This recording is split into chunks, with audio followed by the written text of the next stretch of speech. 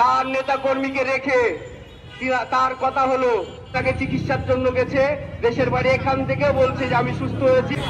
আমাদের ছাত্রদলের নেতৃবৃন্দকে সংগ্রামী শুভেচ্ছা। লোকের বিরুদ্ধে অবস্থান কর্মসূচি গোল করার জন্য কথিত ছাত্রলীগ মিছিল বা সংগঠিত হতে না পারে, এটা দিচ্ছে তাদেরকে প্রতিহত করবা এবং শক্তভাবে প্রতিহত করবা।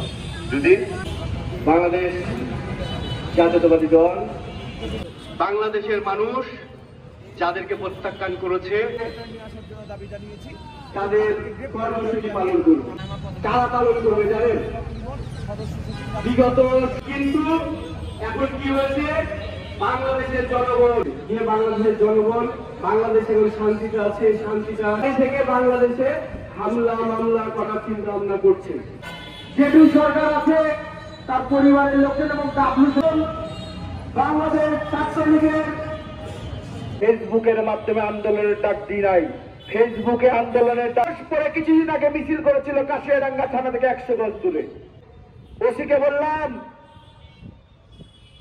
যে মাননীয় ওসি, এইখানে ছাত্রলীগের মিছিল করেছে, আপনি কি জানেন? বলছেন না, জানি না। কেন জানেন না? সোনার ছেলেরা মিছিল করেছে, আপনারা জানেন না। তো জনগণের প্রতি যদি তারা হামলা করত তাহলে তাদের নিরাপত্তা দিত কে? পুলিশ প্রশাসন জনগণের ট্যাক্সের টাকায় বেতন হয়, তারা জনগণের নিরাপত্তা দেবে, এটাই স্বাভাবিক। কিন্তু তিনি জানেন না কেন, এটা আমি বুঝলাম না।